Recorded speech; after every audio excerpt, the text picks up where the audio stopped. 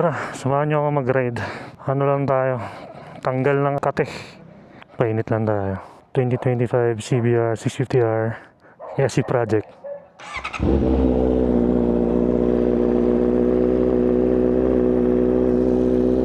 I'm sorry my dear neighbors. Hanap lang tayo ng spot. Gusto ko lang talaga mag-ride today. Dahil baka sa susunod mula na naman. So, take na natin yung chance. Itong mga nakalipas, di pa rin ako makapaniwala na nag-big bike na tayo. Parang, never in my imagination 10 years ago or 5 years ago na matitripan natin na mag-big bike.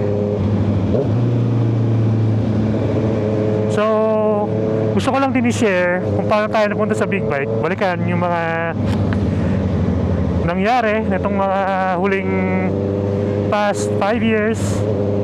Actually 6 years nga ata So this vlog is about paano tayo nag-start or paano tayo na hilig sa big bike. Nag-start yan simulan natin pala sa sa pandemic days. Siyempre, pandemic, kung naalala nyo, lahat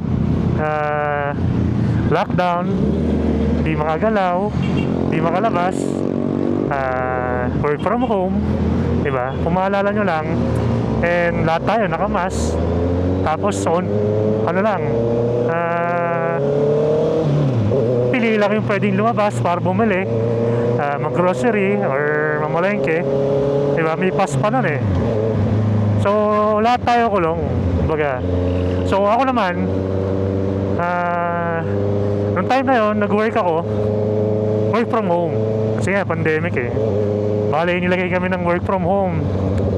So, fast forward, 2022,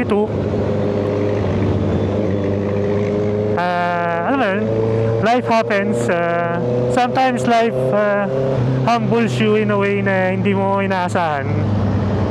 Hindi mo ina-expect na mangyayari sa buhay mo. So, for medyo personal siya, kaya di ko na lang masyadong ikukwento. Pero dahil nga doon, nagkaroon tayo ng depression naman. Diba? Na-depress tayo ng malala, sobrang lala. Nawalan ako ng gana sa lahat ng bagay. Pati ultimo pagkain. 2 weeks ako hindi makakain. Akala ko lang noon sa movies lang yung nangyayari. Baka imposibleng mangyari sa real life kasi, di ba? Sarap-sarap kayang kumain. Di ba? So, ayun yung nangyayari sa atin. 2 weeks di tayo makakain because of depression. Try natin yung labanan. Of course, yung labanan natin, di ba? Siyempre, marami tayong responsibilidad. And yung depression ko kasi, yung feeling na alam mo yun, parang wala nang bagay sa mundo na nakaka-entertain or nakakatuwa. Kumbaga parang kasi ako ako simpleng tao lang. Hindi ako yung sobrang materialistic na tao. Kaya pinalaki ako ng mga magulang ko na simple lang, na kung ano yung meron dyan, ano yung meron sa pagkainan, kakainin, tawag dito, kung ano yung mga damit mo, yun lang, okay na, di ba? Buti na lang, doon sa work ko, meron kaming psychologist. Yan, nagpa-session ako doon. So kahit paano, nakatulong naman.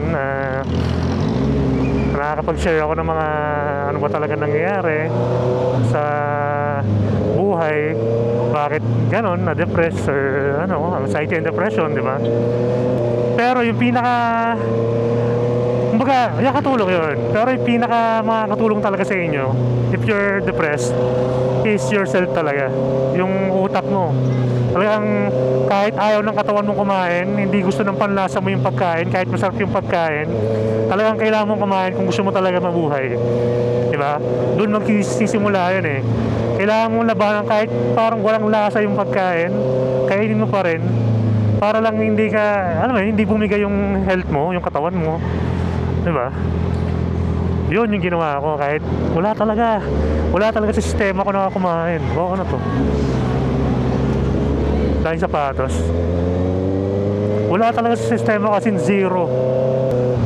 You feel na wala nang bagay na nakakapagpasaya dito sa mundong to. So ako, I tried to find things or something na makapagpasaya or alam mo yun, kumbaga gigising ka tapos may inaabangan ka sa araw na yon. So ayun nga, I try to find things na alam mo yun, may entertain ako. I started with music. Yan, naghanap ako ng music na alam mo yun, gusto akong pakinggan.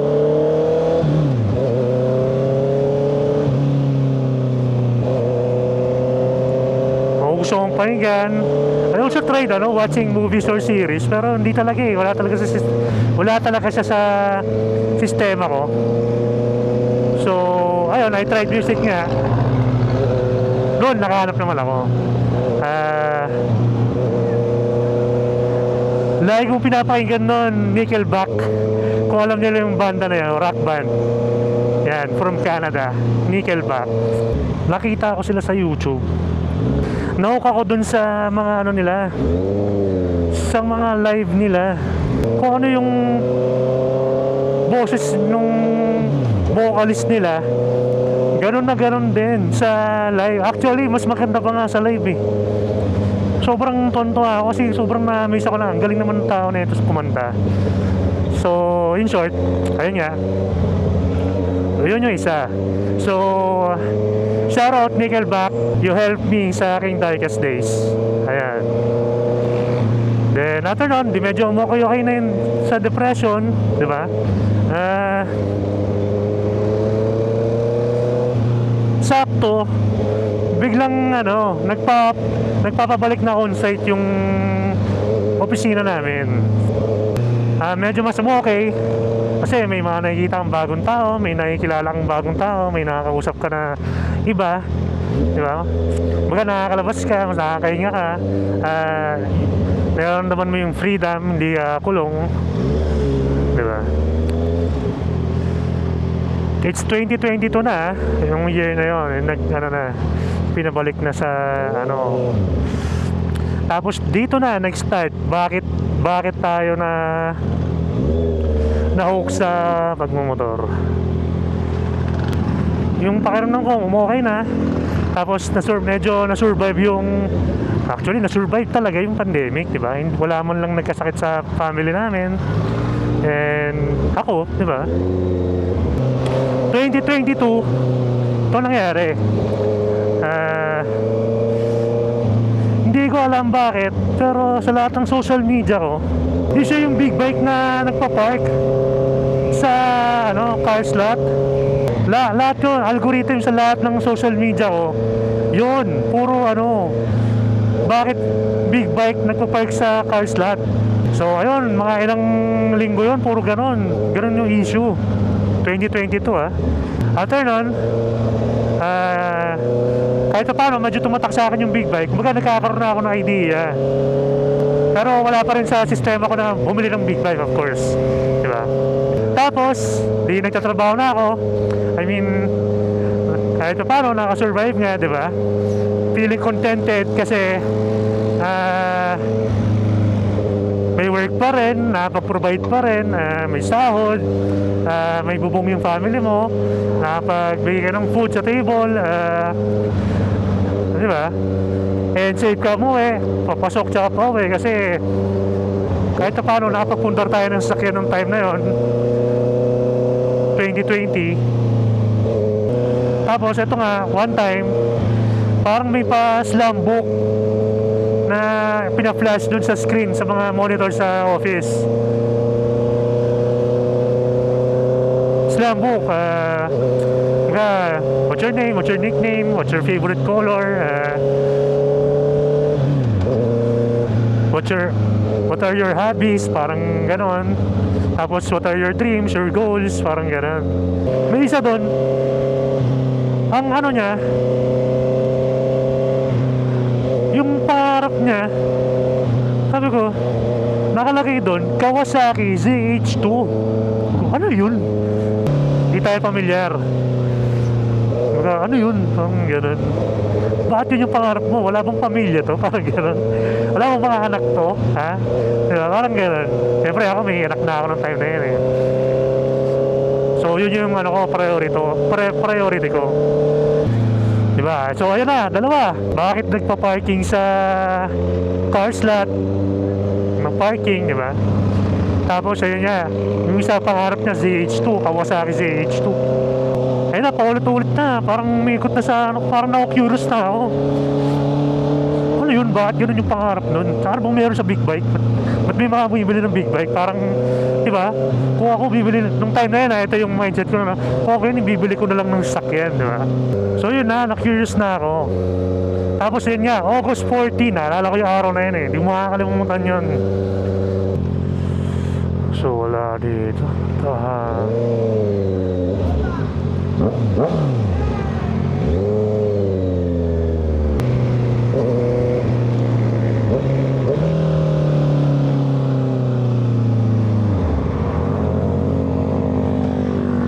Dito tayo.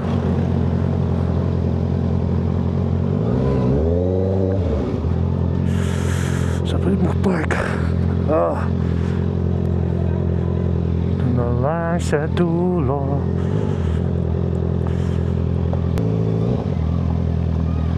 Yan, Cafe Una. Tambay muna tayo dito.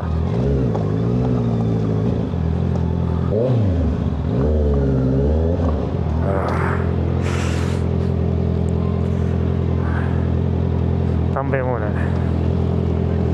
Yeah.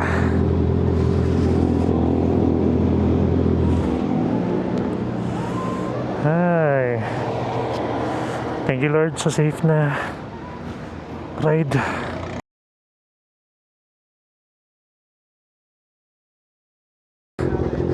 So, kay Cafe Una.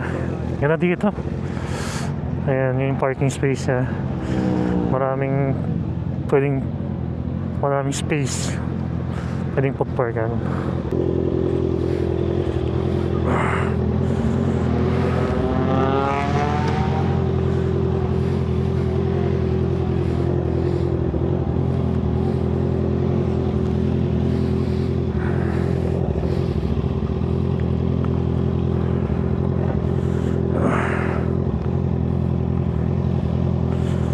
Tara.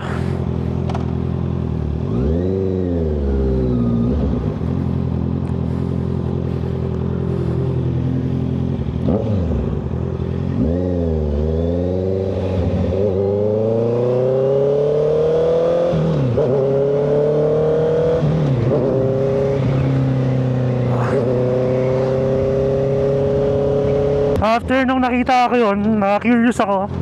Tinignan ko kung ano yung Kawasaki ZH2. Pwede nagkaroon na ako ng idea. Doon ko na nakita si Reed Motovlog. Doon ko na rin siya unang pinanood ng dire-diretso. Yun yung time na kakabili niya ng ata ng ZH2 niya. Tapos narinig ko yung tunog, yung itsura, ang ganda, di ba? Tapos yung inline 4, doon na nag-start, doon na ako na-hook. Inline 4, yung itsura ng ZH2. Tapos yung C-Pole, yung supercharge. Yan, doon na ako nagka-idea. So pinanood ko ng pinanood. Tapos may isa pa siyang motor, di ba? Yung Z1000. Lagi ko pinapanood sa sa vlogs niya. Wala pa akong idea about sa mga big bike. Yun pa lang, ZH2. Chinek ko. Sinerch ko rin yung Z1. Doon naman lumabas pala si Jamoto. Ayun din. Yun yung mga for me is mga top 2 vloggers for me na napapanood ko nun. Yan. Gusto ko yung ginagawa ni Reed na, alam mo yun, nagmo-motor lang siya. Parang freedom, tapos kwento-kwento lang, di ba? Grabe, solid yan ah. Nakwento niya lang yung mga nakikita niya, or kung may mga kwento siya, kinukwento niya lang habang nagmo-motor, di ba? Tapos ang sarap ng tulong ng mainline 4, di ba? Tapos ang bilis pa niya magpatakbo, kasi nakaka-excite. Tapos kay Jamoto naman, yung mga knowledge about sa pagmumotor, or yung motor mismo, knowledge sa motor, diba? Different kinds of motor, scooter, sports bike, big bike, naked bike, classic na bike, diba? Yan. Sa kanila ko na ano yun, doon ako talaga na-hook. Tapos after nun, pumasok ako ng opisina. Pagpasok ko ng opisina, park tayo. May nakita akong Ninja 400 data yun. Oo, Ninja 400, tinabayan ko. Tapos, siyempre, iba yung napapanood mo lang sa makikita mo sa personal eh. Talagang mas doon ako na in love sa itsura ng mga big bike. Diba? Kung makikita mo sa personal yung mga bikes, iba eh. As yun na, sunod-sunod, August 14 yun. Nauna ko nakita, Ninja 400. Nakapike sa opisina namin. Sobrang solid. Tapos yun na, sunod-sunod na. Pag may nagpapike doon sa opisina namin ng mga big bikes like G650, ayan, mga Ninja 400, meron pa nga CF Moto na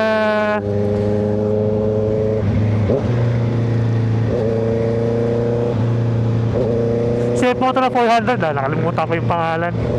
Basta yung bago 450. Yun, di ba? So yun na, tuloy-tuloy na, lagi ko na silang pinapanood. So hanggang sa na-hook na ako. Tapos kay Jamoto, yun na, titignan ko na ako ng magandang first big bike para sa mga beginners. Yan, nagsimula sa Ninja 400, sa mga Z400. Grabe, basa na naman.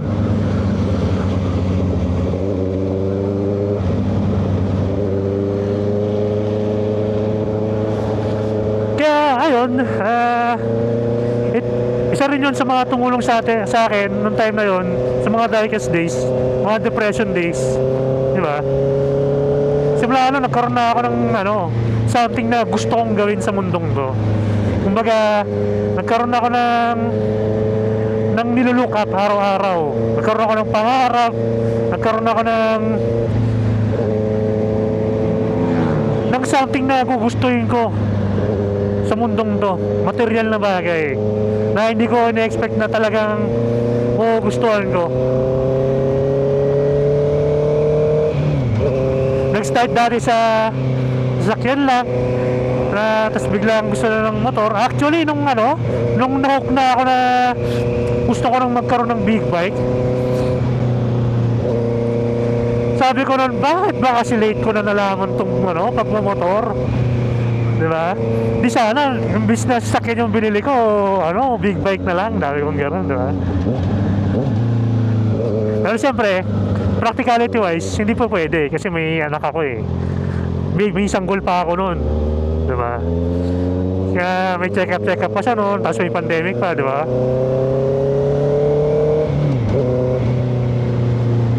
So kailangan namin yung sakyan. Baka naisip ko lang naman yun, may part sa akin na nagsisisi na bakit late ko na nalaman pang pagmumotor, yung pag-big bike, kumbaga, diba? Kaya ayun, again, thank you kay Reed Motovlog, Jamoto. And actually sa ibang motovloggers na pinapanood ko, marami, hindi lang sila, sila lang yung top 2 talaga. Ayan, sila yung mga tumulong sa akin ng mga times na hindi ko na alam kung anong gagawin ko sa buhay ko. Diba? At eto tayo ngayon, tulad na nila, na-inspired din sa kanila. Yan, binablog na rin natin yung mga pagmumotor natin. Diba? Tsaka yung nag-share na rin tayo ng mga ideas, point of view, diba? Bakit ganyan? Bakit ganito? Bakit ito yung kinuha ko? Ito mismo. Kaya ako ito kinuha. Kakapanood lang kay Jao Moto. Yan. Nireview niya tong bike na to. Ano pa? Yung previous pa na gen. Ayan. Ang ganda-ganda pa naman nun para sa akin. Yung Honda CBR na previous gen. Diba? Nabigyan tayo ng idea ni Jao Moto. Kaya maraming salamat, Jao Moto. Keep it up. Tuloy mo lang yung pag-vlog mo. And maraming salamat. Pati na rin kay Reed, syempre. Ayan, mga nakakatuwang vloggers. Sila yung talagang nagmulat sa akin. Kumbaga, sila yung nagturo sa akin na mapunta dito sa pag-big bike. Nagturo sa akin ng big bike, di ba? Nag-push sa akin na magkaroon ng kahihiligan sa mundong to. Kaya, which is sobrang sulit, di ba?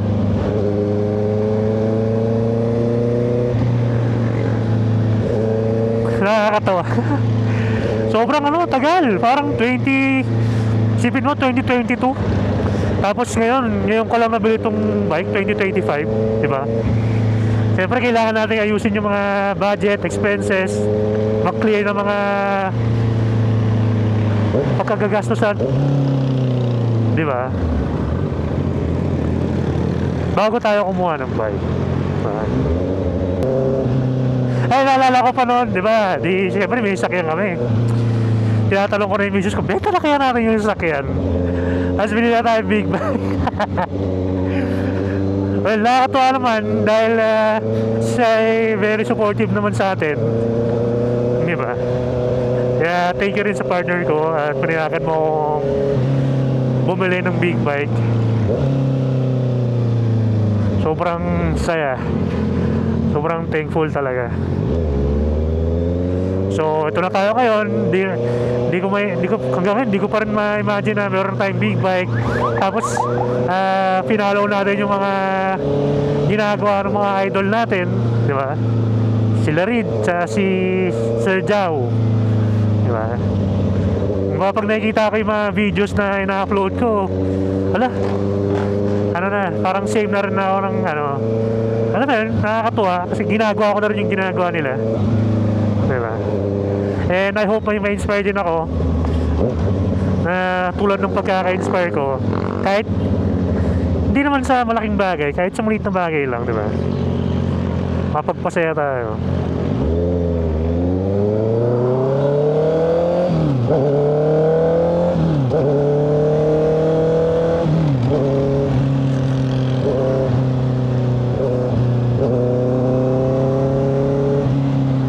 U-turns lang ata ito.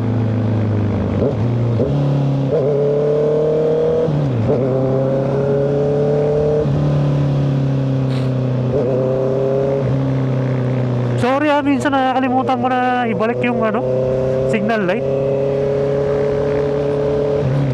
Baguhan problems, sorry. Kasi may nakapuna sa atin sa comment section. Nakalimutan ko daw ibalik yung yung signal light. Sorry na.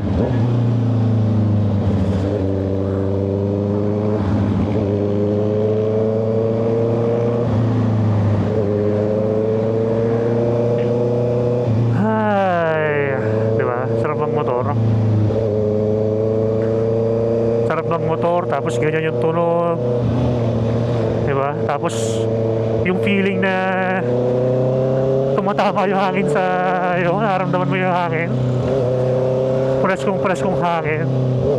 Ayun, siyempre thank you kay Lord na pinayagan ako ma-experience yung ganitong klaseng enjoyment, kumbaga enjoyment sa buhay, kumbaga, diba? Thank you for making me experience this kind of happiness. Yeah. Big bike, sports bike, driving a bike. Diba?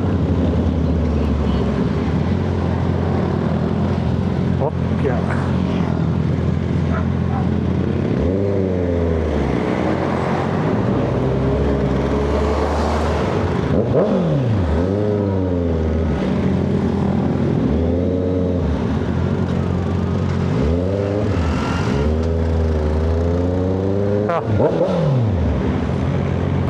So, yun lang, pauwi na tayo.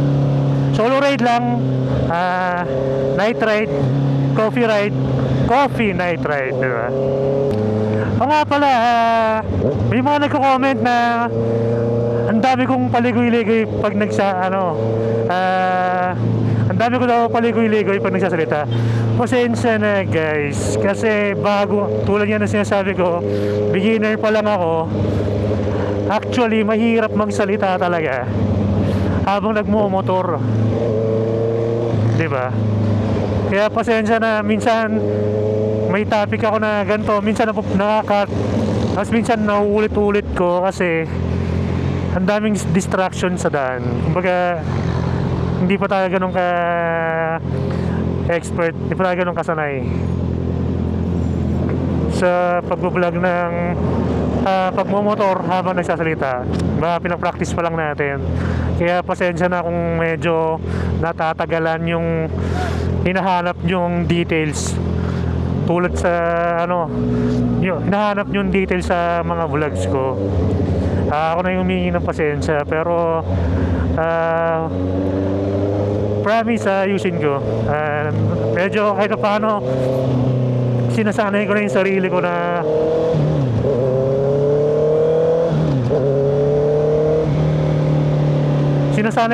ko na masanay, kumbaga na timingan yung pagsasalita habang nagmumotor.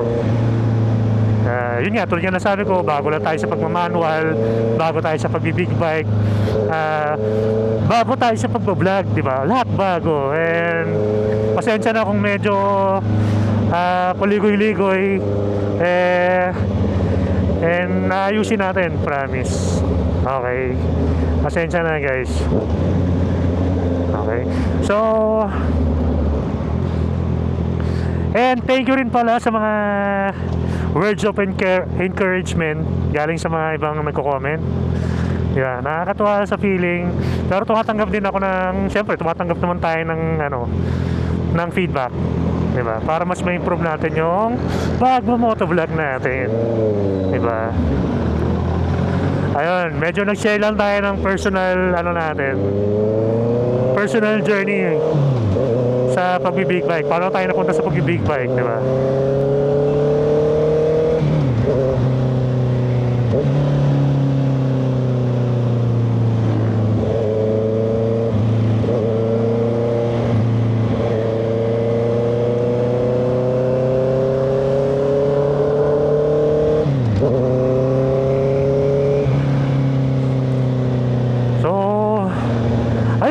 Salamat sa pakikinig at pagsama sa akin sa aking coffee night ride. So kung umabot kayo sa part ng video na to, maraming salamat sa pagsama sa akin tonight. And please like and subscribe sa ating channel for more journeys with me and Igris, ang ating 2025 CBR 650R. And yun lang. See you sa next vlog. Peace out. Yeah. Ay, peace out. Yung peace out muntik na maging wait lang ha. Bubomba tayo. Hanap lang tayo ng Ay. So again, maraming salamat. Like and subscribe, don't forget. And peace out.